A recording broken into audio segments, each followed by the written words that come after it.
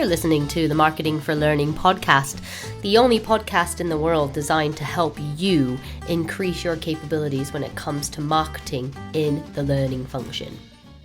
We're here to help you make your learners do things they don't want to do. You're welcome. Hey everybody, welcome to the Marketing for Learning podcast. I am so excited to be joined by two wonderful women today, the co-owners of NilesNolen. I am joined by Amanda Nolen and Laurie Niles Hoffman. Hi ladies. Hello, hello. Hey Ashley. How you guys doing today? Not too badly. I got Wordle in 3, so I'm super happy. 2, thank you. I have missed this Wordle boat completely. I'm quite happy about it, I'm afraid.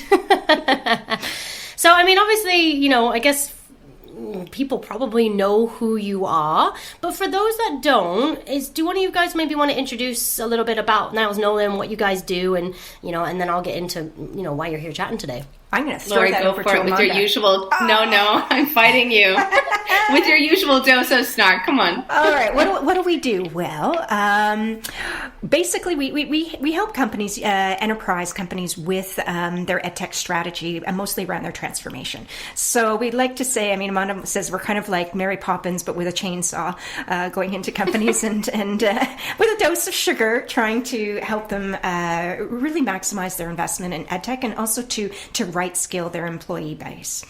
So helping them be a lot more strategic about their L&D investments. Gotcha. Okay. Mary Poppins with a chainsaw. That's a key takeaway. I don't know why that's not on your website. You should talk to your marketing coach.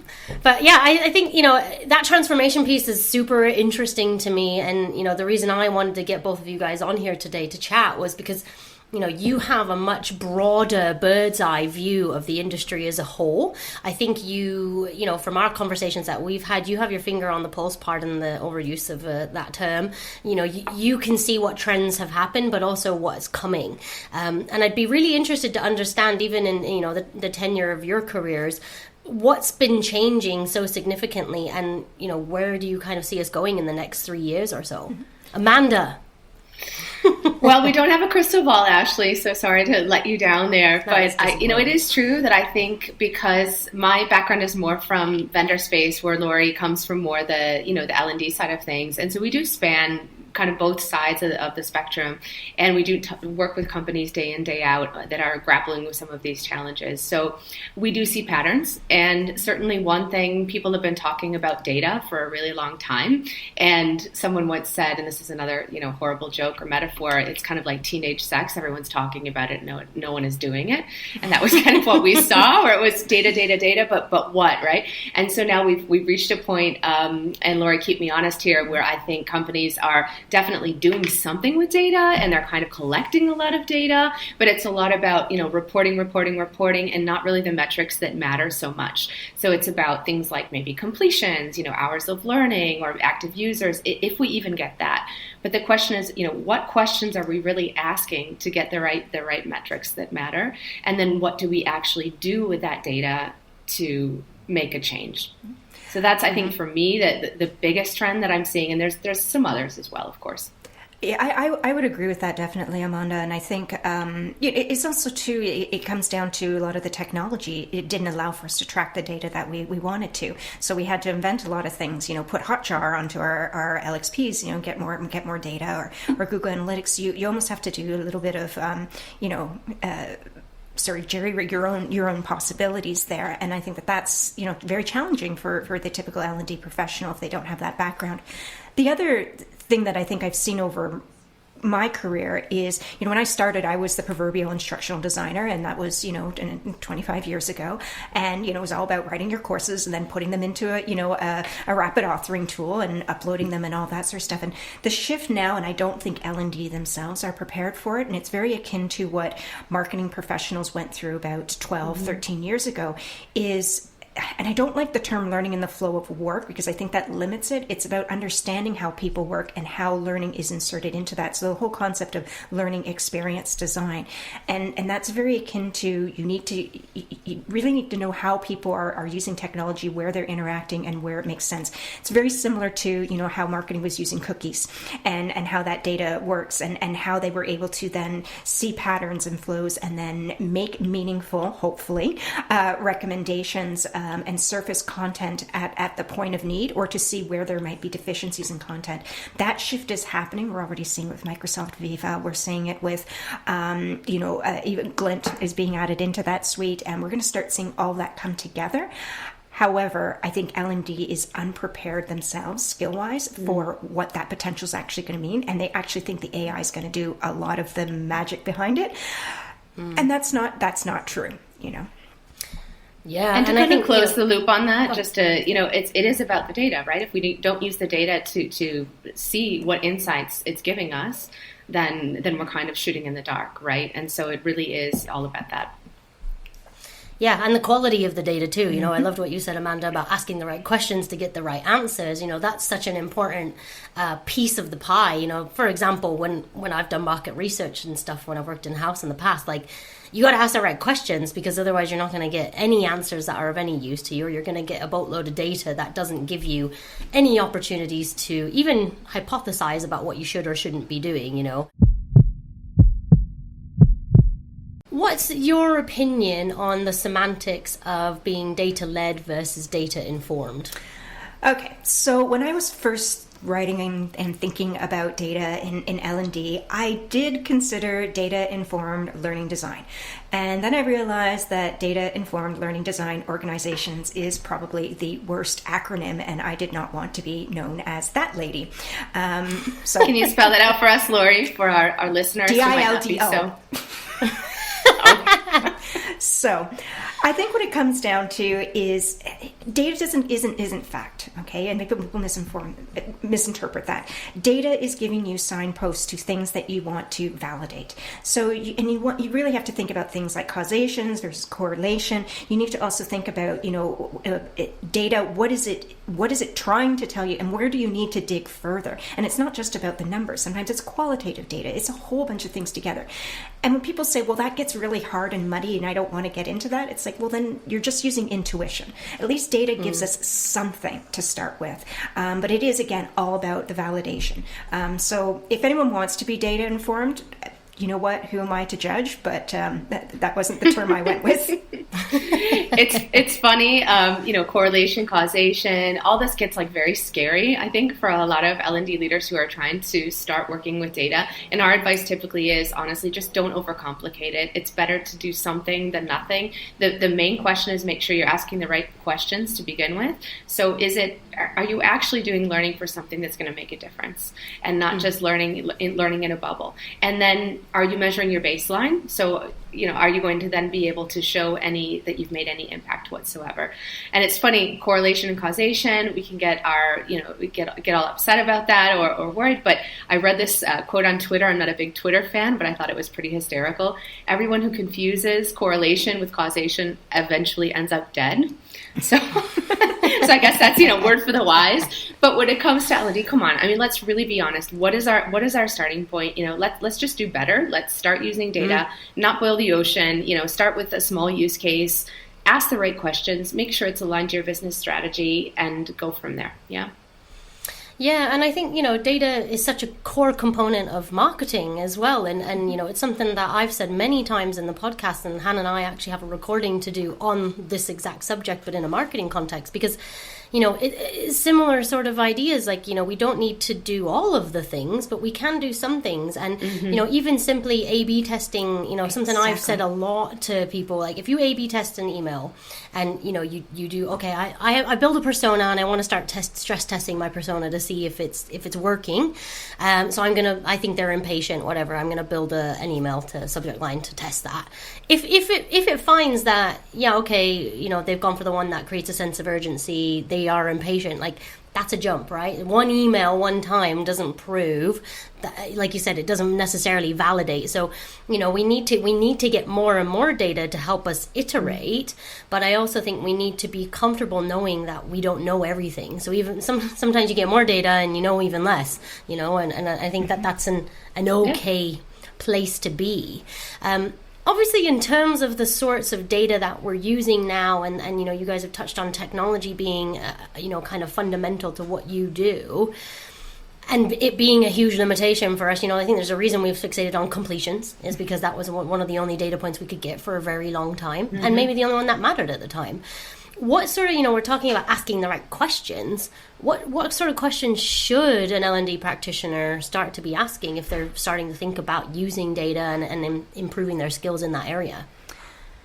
I think some of the questions there, it's an excellent question to ask, because we get this a lot. Where do I begin? First place we always say is begin with what's available. Okay, there's no magic list. Pardon me. Any company will have their own data sources that are readily available. So sometimes you're just going to be limited by that. Don't bother chasing for stuff that's going to be difficult. The second thing that I would always say too is, when working with data, and I really want to make sure that I stress this, make sure that you are being ethical about it and that you are adhering to the privacy laws of where you operate and that of your company, and who has access to the data, who has visibility to that.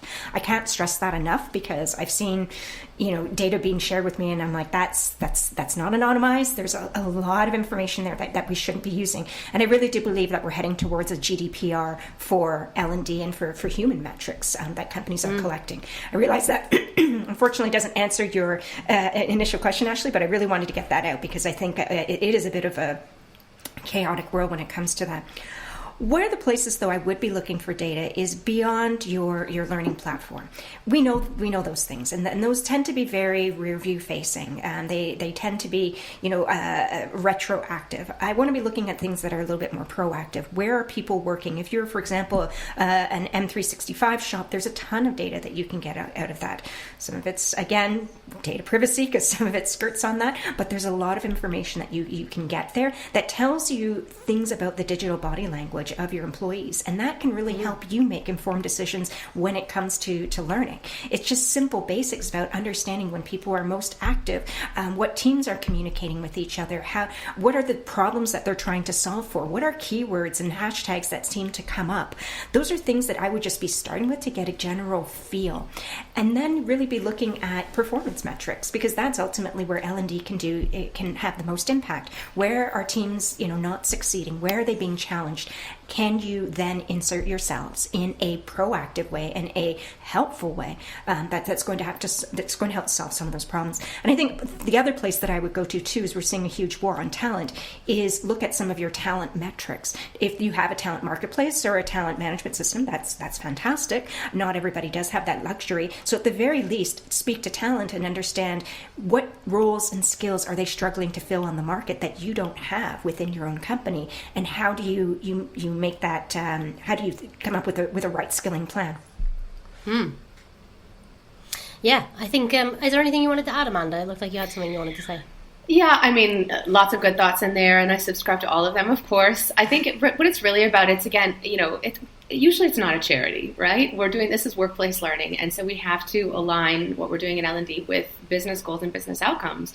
And so I think there, it's really to hook whatever initiative that you're doing to a business goal that matters, and try to then work backward, reverse engineer it from there, and figure out, all right, so where are we now and where do we want to go? So one thing might be talent attraction and retention is a big deal for a lot of companies. So how can we then try to say, well, this initiative we have to upskill and reskill people is actually making a difference when it comes to attracting and retaining talent. Again, is it going to be perfect causation? Probably no, I'm going to die, because it'll be more like correlation. But from where I'm standing, that's a hell of a lot better than what I see happening in most organizations today. Yeah, definitely. And I think it's a really valid point around the data, Laurie, in particular. Like, we can't just go and get any. I think if we get our hands on some, we're like absolutely delighted. Like, finally, like, HR's given me some data that I can use, but make sure that it's acceptable and legal to use the data in the way that you intend to. Do you see So in my experience, obviously, I'm looking more at the behavior metrics that you've mentioned and you've touched on in terms of, where people are, what they're doing, the sorts of content they're consuming. And I don't mean learning content. I maybe mean what channels they are on the channels you have available. Do you see people benchmarking? Because this is a void I see. And I encourage it with my clients. Getting them to do it is a different story. It drives me crazy because we don't have a point of reference. We don't have a line in the sand. Very good point. And one of the biggest reasons we don't have benchmarking, in my humble opinion, is because the numbers aren't that high. And I don't think L&D really wants to, especially EdTech, does not really want to admit to that. When you really look at what is considered good usage of some content or platforms and whatnot, it is quite low, and I think that scares people. But low doesn't necessarily mean bad if you are achieving the outcomes. Any LXP who's telling me that they're like achieving 80%, engagement and increase, and their MAUs and DAOs and WOWs are, off the charts and all that, they're lying, or they're not really tracking. I mean, just because somebody logs in doesn't necessarily mean that they've done anything meaningful. And there's no context to the data correct. either, right? So it could be like 1 to 2. That's 100% increase. Exactly. And how much of that was compliance and mandatory? And I mean, honestly, these numbers are kind of ridiculous. And it's interesting because this dovetails with what you do, Ashley, which is really important, is how do you drive engagement? So getting people to be excited and motivated and, to get them where you want to go is part of the battle. But then there's another part, which is that has to be connected with, again, I'll say it again, with these outcomes that actually have an impact on behavior and performance. And so it's really, it's a mix of those two things. And what Lori said is absolutely true. What we see is the bar is really low, and there aren't too many people that have a vested interest in exposing that, because if you look at it, like, the vendors don't want to, because that's their business, right? They want everyone to believe that logins are the holy grail, and at the same time, you've got learning leaders that maybe have hitched their whole career to some promise that they've invested in this, massive content library or platform or whatever.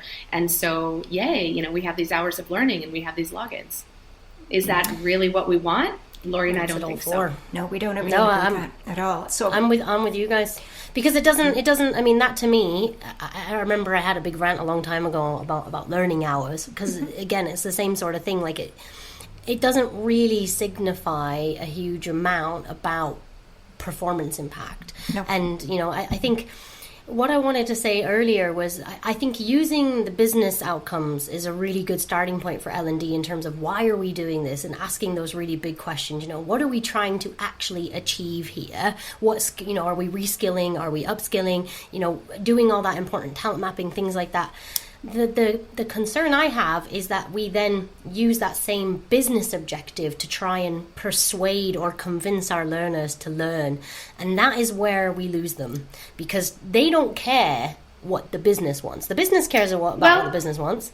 I'm going to disagree with you there. Go on, please do. Honestly, maybe I'm an idealist, or I think I like to say a pessimistic idealist, if that's possible, or pessimistic, isn't it? None of that's possible. It's not possible. It's not possible. You know what I mean? What I mean is, I'll do me. I don't think those two things are mutually exclusive, because I do believe that people, at the end of the day, they want a job, they want to be employable, they want to get a promotion, they want to be relevant in the workforce. And so if you do communicate to them, these are the business goals, this is going to make you be more relevant, be more employable, have a better chance, in your career, then chances are they're going to find motivation in it.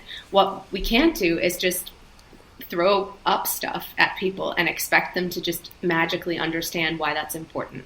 And so I think that's one of the ways that, marketeers like you can help, is really, making sure that message gets across to the people. I'm going to disagree a little bit on that. Oh, we're going to fight, Lori. We are. All right, fists up. Fine. Wait, who's getting the chainsaw out? I think maybe that was true 3 years ago, but it's shifting, because I think also too there is far more power in the employee's hands, and I think I'll give you that. It's less about. It is about getting ahead, but it's also too about finding purpose. And I'm seeing a lot more of that. Not that it didn't exist before, but there's a lot more autonomy in the individual to be able to exert their need for purpose. And so I think some of that changes.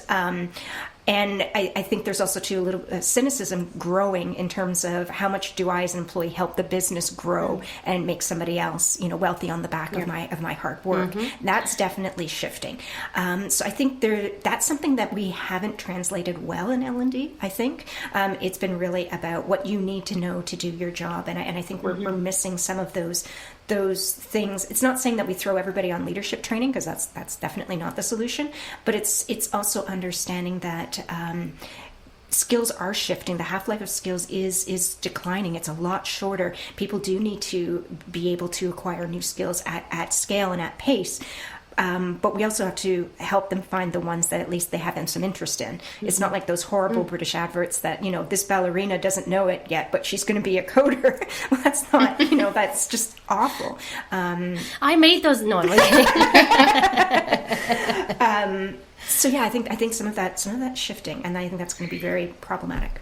I'm going to agree with you, so I'm glad this isn't a marital spat. However, I think it does depend a lot on the job market where you are and how competitive it is, right? And so, I sit in Europe, and maybe it's a bit of a different story over here, where it's not so much in the seller of talent's hands, but it's in the buyer's hands. Yeah. So it does make a difference. But for sure, we're seeing a shift, and that's something to take into account. And I actually agree with both of you, because all I'm hearing is what's in it for me, right? Even Amanda, you, at the very beginning there, you said business goals, growth, whatever, more profit, whatever. But you then translated it into, this is going to help you with your career. This is going to help you acquire new skills that you can take outside of this organization somewhere else. And Laurie, you touched on the exact same points. When I'm saying that, that's what I mean, is we can't just take what the CEO and the C-suite and the board are saying, like, these are our objectives for the year. This is what we're trying to do. That's cascading downwards. Right. If we want to influence and build trust with our audiences, we cannot talk to them in a generic way that is oriented around the business goals. We have to spin it. We have to do our marketing, put our marketing hats on, and think about these people, like, what's going to make them connect with learning? What's in it for them? And like Laurie touched on, there's a lot of different shifting and moving parts and demands from different people. And, you could go on about Gen Z and how they're looking for all of this stuff versus, Gen Y or whatever. I'm not really Don't get us started on the those. generations, Ashley. I'm not interested in those either. And same with demographics, because I don't think in and of themselves they tell us much. I'd rather be much more interested in behavior. According to the Google sweet spot. Analytics, I'm like, according to Google Analytics, I'm like a 21-year-old male, which I find really funny. Last time I checked it, and that was because I was obsessed with Pokemon, and I was just like, really, like this is crazy. But anyway, yeah, it's. I completely agree with everything you're saying there. I was just going to say, I think the sweet spot is where those two things come together, and that's where I am a bit of an optimist. Maybe it's like the Venn diagram. It's what's in it for me as an individual and what's in it for us as an organization. And there are overlaps, and so what is that sweet spot? And, purpose maybe lives there too. I think it should be a mutually beneficial relationship, right? It shouldn't just be all for the learner, all for the business. But I think there's got to be an understanding that people are inherently selfish. I'm not a pessimistic optimist. I'm a little bit more bitter. No, I'm only kidding. But I do think I think a lot of people are quite motivated by their own desires, wants, and needs. At least in the primary, there may be other spheres that make them want to be more philanthropic or whatever, but primarily they need to, we're going to go old school and talk about Maslow's hierarchy of needs, whatever. They're going to meet their own needs first before they look at other people's. Put your own mask on before someone else's, right?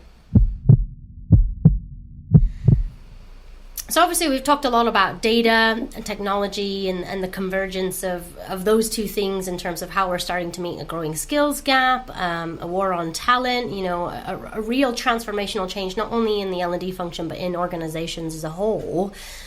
But we are here talking about marketing for learning. So from your perspective, and I'd love to hear from both of you, what's the main and major challenge that you're seeing now, and do you see that continuing to be the case for the next 1 to 2 years? Let me try to tackle that one, and then maybe, Laura, you can talk about what the technology could potentially do to help it. So I'm not saying this is the only challenge, and maybe not necessarily the biggest one, but it's an important one. And it really is that as we've shifted to digital and learning, people are just drowning in content. And it's content, it's consumption for the sake of consumption. It's this horrible Netflix of learning metaphor where there is no opportunity to put things into practice, to get feedback, to like really truly develop skills, let alone mastery. So also the right content is not getting to the right people. There's these smorgasbords of content libraries. And so engagement is really an issue. And we talked before about engagement for the sake of engagement isn't good either, but just people are going into these things and saying, I don't even know where to start, right? And this is one leitmotif that we're hearing, I think, day in, day out from organizations and from users within them. So how can the technology potentially help that? Laurie, do you want to give that one a stab? Yeah, no, I would completely agree with that. I mean, we're also seeing great technology come out that does not operate on SCORM because they're smart. And yay, that's nice. Which is great, but kill SCORM. Yeah, I would agree with that one. I wanted to do a song. I still want to do it. I was saying to Hannah, you know the song Bob the Builder, can we fix it? I was going to do one around SCORM and content, but I thought this has nothing to do with my career, but I'm going to do it anyways. I think it's an anthem that we need a lot more of, because it's preventing the way that, it's preventing the way that data can be used, but also too, it's meaning that we're getting siloed systems that need to operate outside of a SCORM construct, and yet then companies are hesitant to use them because they do not connect into their LMS, which they need to use for compliance reasons. So that's one big conundrum. I think the other thing too is we focus a lot on content, but we're not focusing on experience. Exactly. I always say I don't want a brain surgeon who's watched a bunch of YouTube videos. I would rather somebody who's maybe never set foot in a classroom, but yet has been in the operating theater, with a surgeon for 3 years. I mean, that's really where we're falling down. We're getting so caught up in that idea of learning content and engagement, and we're really missing those things that I think one of the lessons that we can take from marketing, because they've done it quite well, is sort of that mapping that entire journey and continuum along when they are touched by marketing, or in this case learning, and what that interaction is and what it means. And so we need to be constructing all of those feedback loops, those coachings, those hands-on experiences, all need to be a part of that continuum. And there are platforms out there that are allowing for that, that do it very, very well. It's just, again, they're still clunky on the outside when they don't need to be. Like, they work beautifully on their own, but they don't integrate into the other ecosystem. And I think that's going to be one of the bigger challenges that we have. And I think it's also too, L&D doesn't typically think of that experience part. We put it into the title because it makes us feel good, of learning experience design, but we're not really designing the experience. We're still designing a resource or a course, and that's not how people radically build deep skills. It just doesn't happen that way. So I think that's a key part. Yeah, and when you were talking there, when we're thinking about journeys, I think the brain naturally creates a linear thing, right? Where it's like, here's the first dot, and then a line, and then the next dot, next touch point, line. In marketing, I mean, I saw a Gartner thing. I'll actually put it in the show notes because it blew my mind when I saw it. And it was basically like a B2B customer journey that had been mapped out by Gartner, I think last year, or maybe 2020 now. And it's just so many touch points and so many different channels. And, I think if there's one thing that, barring, the kind of what's in it for me piece that I harp on about a lot in terms of key takeaways from marketing mindset, it's you've got to relinquish control a little bit too. Mm-hmm. You've got to be okay with understanding, like, I've built this stuff, but I don't get to control how people use it, where they go. And that's why we need data, behavioral data in particular, so that we can still draw inferences. So if they're over here, we can still see what they're doing versus over there. And we don't need to just have this one single siloed platform, because it is, you're right, it's not consistent with how people even consume information these days. Never mind learn, never mind become a master. Our journeys to acquiring knowledge and then introducing that into our day-to-day lives is not linear in any way, shape, or form. Agreed. So I think that's definitely something we need to think more about, is How can we look more holistically at the ecosystem? And whilst, technology plays a very big role in enabling that, it is still the vehicle, and a big part of us kind of evolving the ways that we accomplish our goals, in my opinion, comes down to shifting the way that we think, our attitudes towards learning, our attitudes towards ourselves, and kind of looking at our role and the role we play in the organization much differently. So completely agree with you, Ashley. It's. I wish I remember who actually wrote it, but I saw it on LinkedIn once. There's that debate: do we call them learners? Do we call them employees? And I mean, that I think is not really something we should be concerned about. But what I liked about this person was saying, these are your colleagues, no matter what we call them. They're your colleagues. They have just as much experience, if not more, than you have. They have deep knowledge. They have emotions. We're not there to control them. Somehow when people get into L&D, they seem to think that they are a teacher. And that's couldn't be further from the truth. So we need to move away from that and be an enabler rather than a gatekeeper. Yeah, I actually agree. And it wasn't me that started the debate about calling them humans instead of learners at all. It may seem pedantic and, it is definitely getting hung up on semantics, but I still think it's quite pertinent to think about what that word means when we use it in our minds, and then therefore the social contract that we expect from our audiences as a consequence of calling them learners. We call them a learner, that infers that they're already learning. Whereas, as you alluded to earlier, guys, usage stats and learning are really low. So we know that actually a huge cohort of our audiences and our employees are not learning.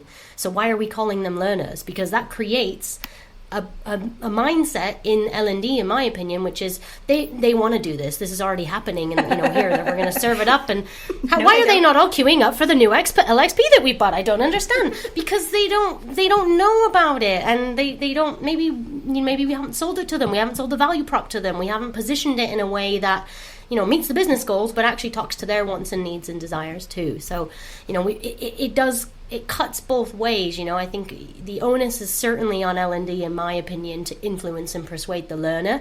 But then really it's up to the learner to engage with that and proactively pursue, improvements in performance and generally just committing to actually new knowledge acquisition and application.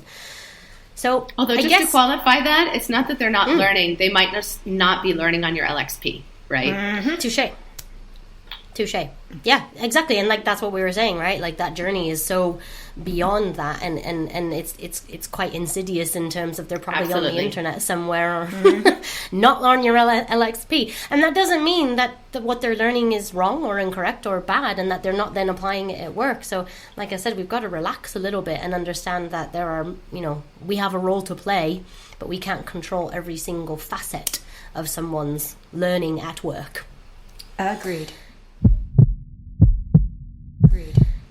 So, final question, something I ask every guest that we have on the podcast is, we talk a lot of negativity around L&D, what we aren't doing, what we are doing, but I often am curious, and I see a lot of behaviors that do hold us back, and things, legacy stuff that shouldn't exist anymore.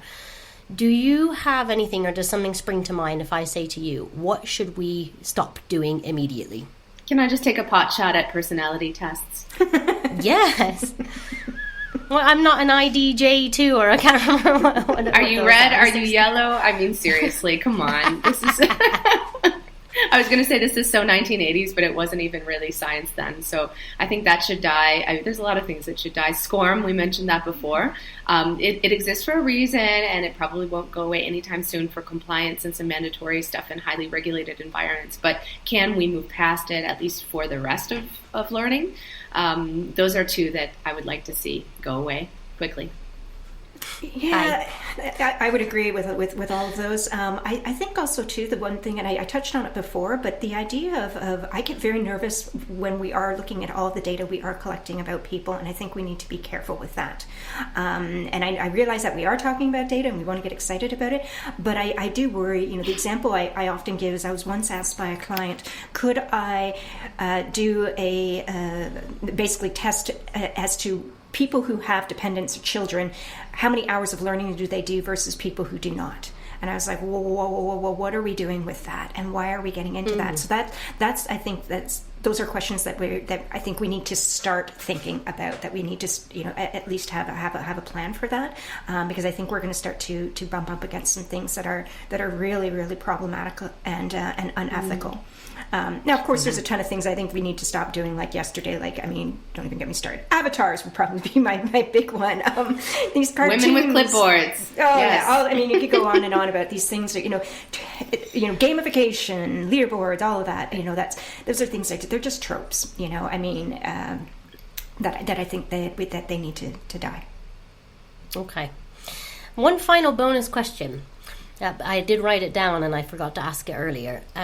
You've talked about SCORM and you've always mentioned compliance, because those two things are very deeply interwoven. Yes. We need to have our completion rates. We need to know exactly who's done what. Very important, especially in some highly regulated organizations. Now, it's my thought, and it is quite a disruptive thought, that perhaps it might be beneficial to L&D to almost push compliance somewhere else, or put it in a little box and kind of say, that's the compliance, that's not learning, that's compliance, that's not learning. Do you agree, or do you think compliance is causing us problems in some ways? I think would completely I think it's agree. hijacking learning 100%. Yeah. And a lot of the teams that I've run, I've have compliance town, where it sits off in the distance. And all due respect, hey, this is necessary stuff. I wouldn't want a pharma company or, a food and beverage company without compliance. You need to make sure people know basic stuff. Just put that out there. But I agree. But the fact of what a lot of compliance training has morphed into, it's really not making sure that people know the content. It's a CYA exercise. Cover your ass to make sure that if somebody does something naughty, you can go back and say, but they did the training and they we did our due diligence there. So that I think is holding us back. And also too, when you look at a lot of the regulatory bodies that govern compliance, and will say they want the module lockstep, they must spend X amount of time, all of that holds back so much of what other learning could be, and automatically that starts to get applied as blanket principles across what all learning experiences should be. So I think there's a lot there. But yeah, I exile people to compliance town, and I've done that, and to make sure that that's just its own thing. I also too, I see so many clients or so many companies now that are just focused on compliance training. Deal with them, get them to handle that headache, and then you worry about the stuff that you really need to do. Yeah, I would love to do a campaign that's almost yeah, we know it's a bit crap, but it's it's important, but we're working on it, kind of thing. Because I'm with you, Amanda. This stuff is important, but it's creating, because of so little energy, or it's low effort a lot of the time. We'll just get off the shelf solutions. It's creating a bad perception of the learning brand as a whole. And honestly, SCORM is also hijacking good compliance training. Let's be honest, what Lori was saying before. So it's the cover your ass exercise. And are people really learning how to be better? Are they really learning how to be safer, or whatever it is, because things are lockstep in an e-learning module? Probably not. This is you ask anybody who's not in learning, just a normal person in a company, what is your experience with L&D? And they're going to tell you it's that module that I was forced to do on a certain day of the year, because the law said so, and it was painful. Yeah. And so it really, I think, is holding us all back. I would also add too, though, is compliance. SCORM does hold it back, but also too, bad design holds it back. Some compliance can actually be really effective. I saw some amazing compliance that was done by a nuclear power plant, and for them, you can imagine safety is paramount. But they really brought it to life, and that was excellent. So sometimes it's just laziness too. Yeah, and same rules apply in marketing, right? Use storytelling, trigger emotions, exactly. Try and apply some of that into your learning theory too. Well, look, ladies, I've stolen enough of your time. It's been absolutely fantastic speaking to you. It's been a day of acronyms, CYA, DILDO. I've learned a lot today. I think, I just wanted to say thank you so much for coming and talking. You guys are such big powerhouses in the industry, and, you know your stuff. So thank you for taking the time to come and share with our listeners. Well, the Thanks thanks for is having all us. from us. Thank you, Ashley. We love what you do, and just a little And shout congrats out. on your big award. Exactly. That's I was just going to Aw, say thank you. congratulations again, much deserved for a gold, and we're always more than happy to talk to the Moz crew. Thank you. I think I won't stop smiling until 2023. See y'all later. Thanks so much. All right. Bye now. Ciao. Bye.